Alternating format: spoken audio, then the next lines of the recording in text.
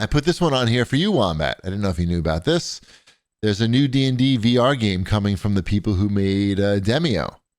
Demio's a good game. Yeah, they got a licensing deal, so that is going to be a thing. I'm sure. That's right. That's exciting. They must be fucking super psyched. The developers. I mean, it's like just confirmation that what you did was was basically perfect. Like they made a very good VR game, which is hard to do. I mean, not to mince words, there aren't many really good VR games, and this one is definitely unique because it's you're not moving around. It's just it's a game board. It's a board game board, and you're throwing dice and you're moving pieces. It's just you don't have to set anything up or clean anything up when it's done. And it's still social. You got the people sitting around you.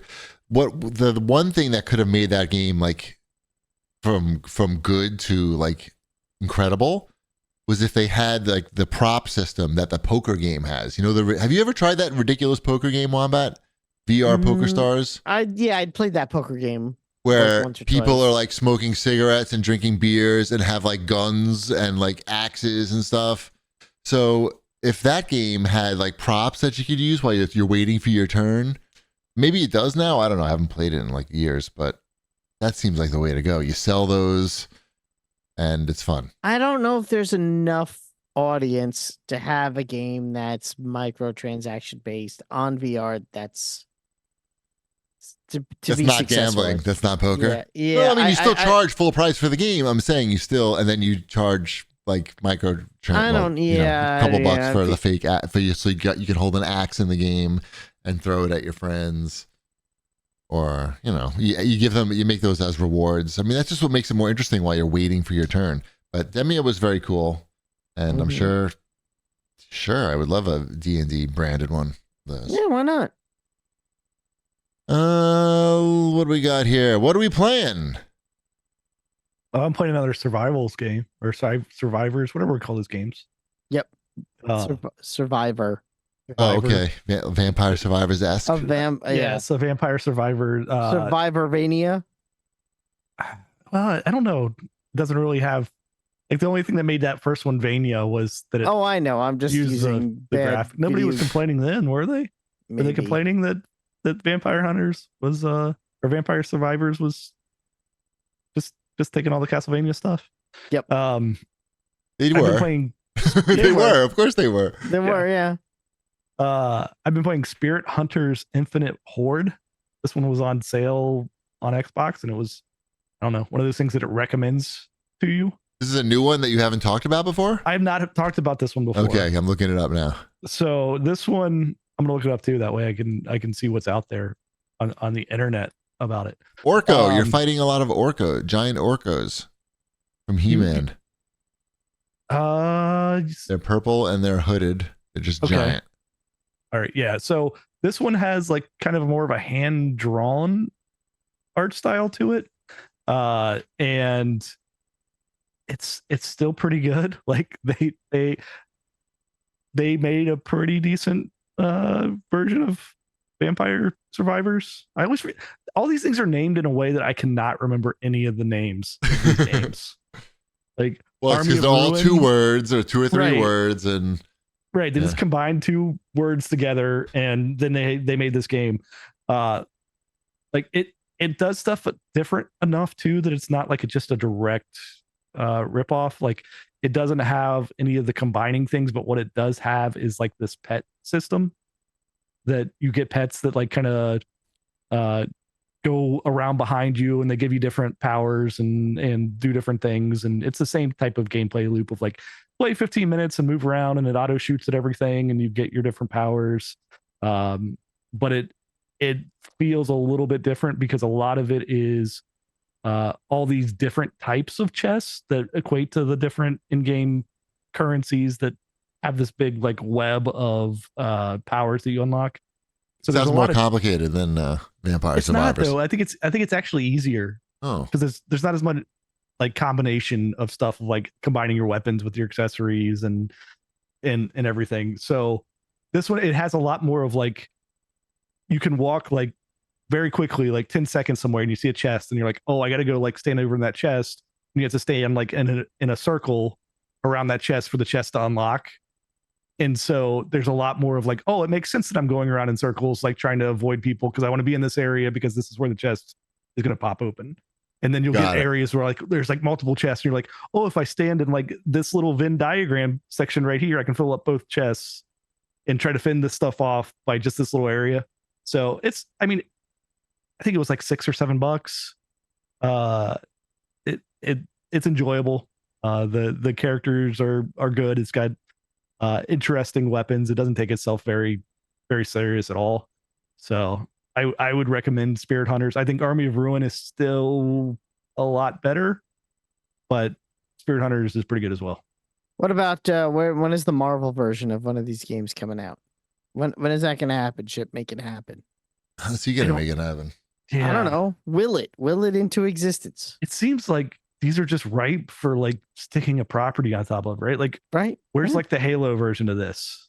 Yeah. Like you're just Master Chief, just like mowing down grunts. Stuff. Mowing down grunts, just like moving around, auto shooting at stuff. Like there are different versions of Halo skins too that you could different types of you have different heroes. It's different heroes. Totally works. Yeah.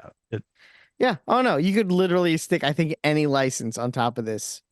You could do SpongeBob, it would work. Alf. Mm-hmm. Alf would work. Yeah. Cats. He's trying to kill like cats, maybe. I don't know. Yeah. Yeah. There are lots of cats. Yeah. I got it. I'd play as Willy. Sure. Yeah. No children in the game though. Willy's in it. All right. Mm-hmm. Shame. Yeah, sad.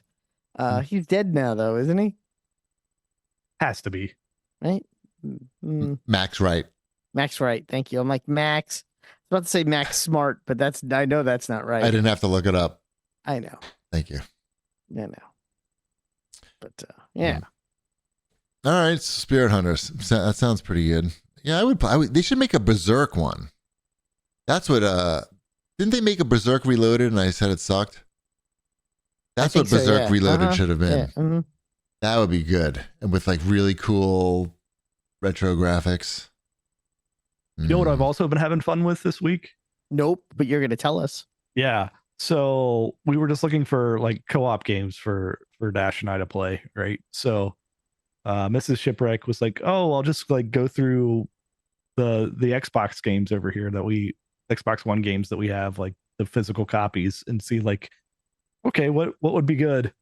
And so she like pulls out two, what is that? Toy Soldiers? Is that the name of those games? The Mega Collection or whatever that has like G.I. Joe and He-Man and stuff in it. I'm like,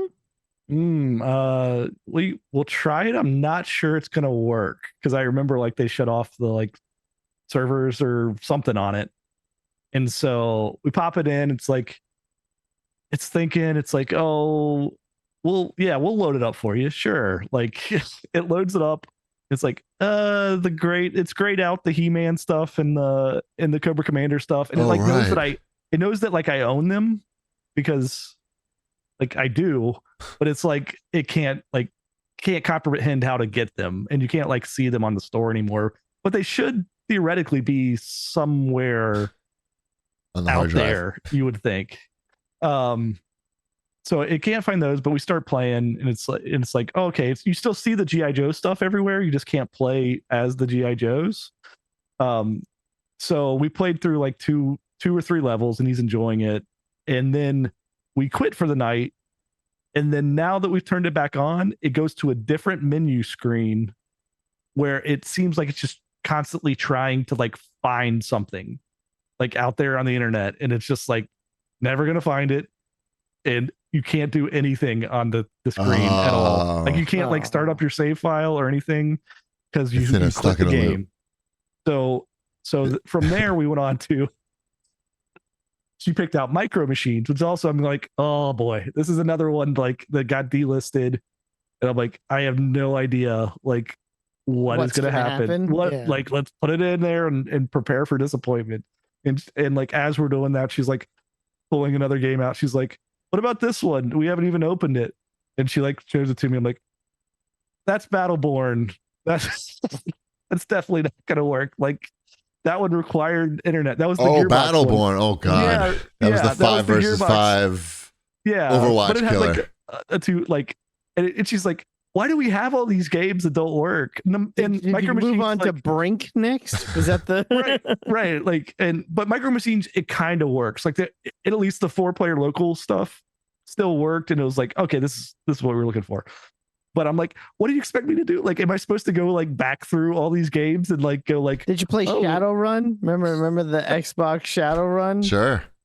It's just so depressing to like look at these games and be like, well, they kind of still work, but nope, this is not happening anymore, and we're just hurtling down the freeway at this. And she's like, why do we even buy these? Like, you can't play them. I'm like, well, I could when we bought them, right, but now I cannot. Now you're stuck with them.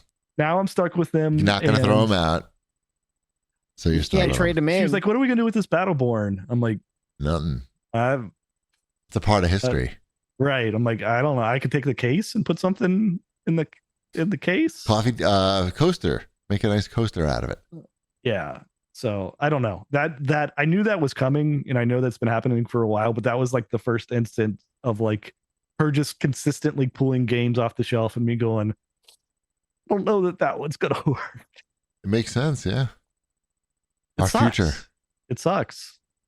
But and then now it sounded like there was a story that Target might stop carrying Xbox games and Walmart might stop carrying Xbox games. Just Xbox?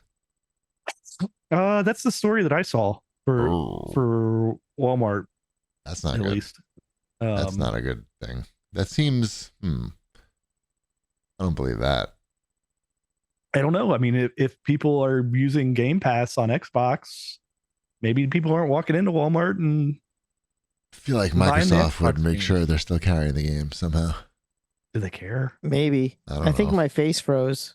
Yeah. It looks good. I know. You could hear me though, which is weird. But yeah, oh well. It's fine. Oh, there it you're is. back. I'm back. That was so strange. Yeah, fun. I mean, I don't know. I don't know if Microsoft like cares if you can walk into Walmart and buy a $19 game that's been sitting there for 2 years. Well, they care if you can buy the consoles. Yeah, they want to sell consoles and controllers. And controllers. Accessories. Yeah, but if you're buying it, like Walmart already knows if people are coming in to buy a Series S, they're not coming back to get a game. Right. Right? Like. Right. Oh, and FragTube in the chat says, and the Series X refresh also doesn't have a disk drive. The round, the circuit, the one that looks like Alexa, even though it looks like a fucking CD, it doesn't take a CD.